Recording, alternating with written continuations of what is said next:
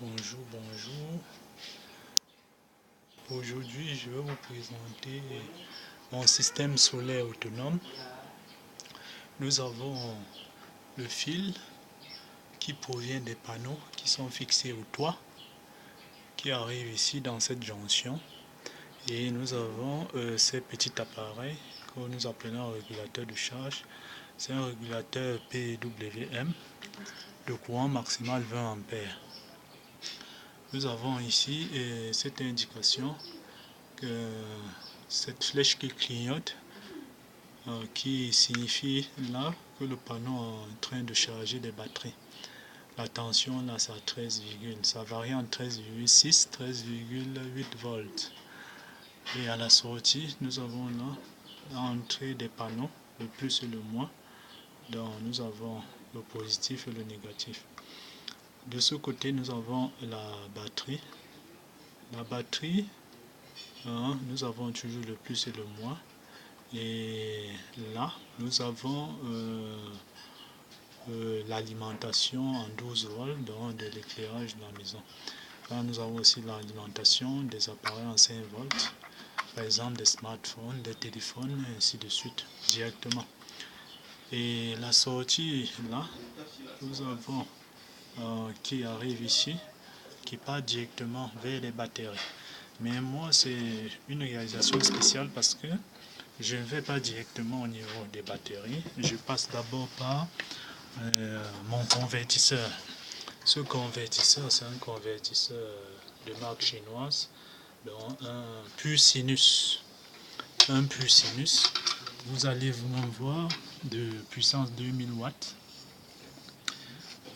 Les fils de la batterie sont connectés directement à la sortie et à l'entrée 12 volts de mon convertisseur.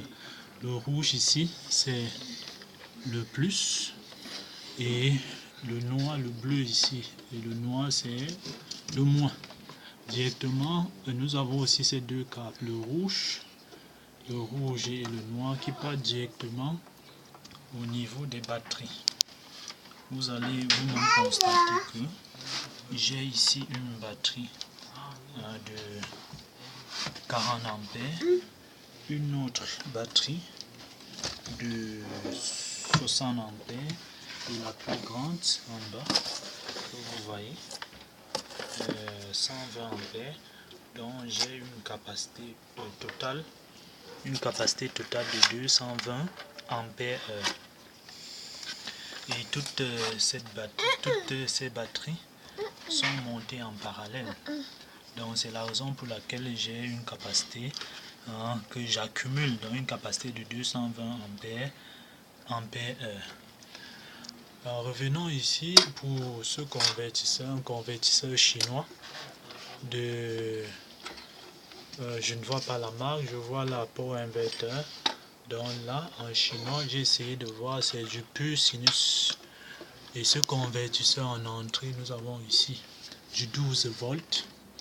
Là c'est le plus 12 volts, là c'est le moins 12 volts.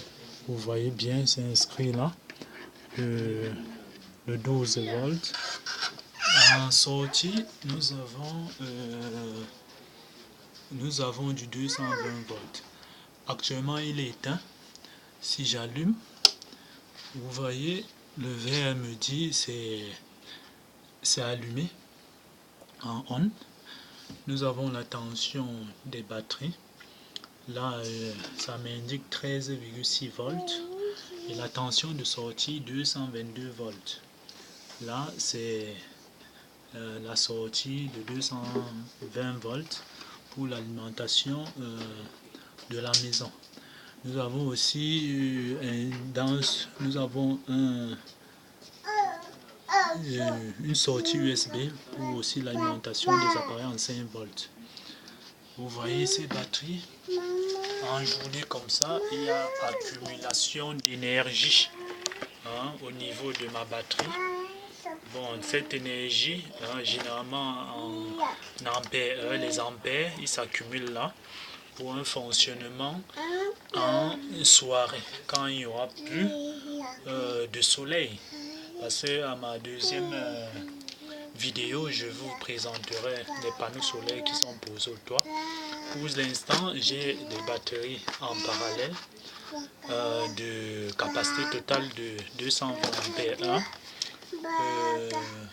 Au toit, j'ai des panneaux d'une capacité, d'une puissance totale de 200 watts crête, insuffisant, je crois, pour la recharge des batteries, mais dans les jours à venir ou le mois à venir, on verrait dans quelle possibilité ajouter quelques panneaux au toit.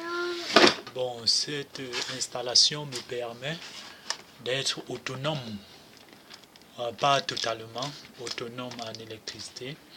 Là,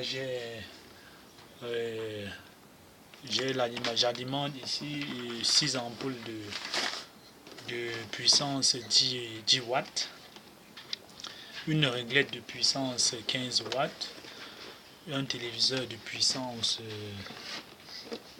65 watts qui fonctionne en moyenne 6 heures de temps par jour, un congélateur de puissance 150 watts qui fonctionne aussi en moyenne 4 heures de temps par jour.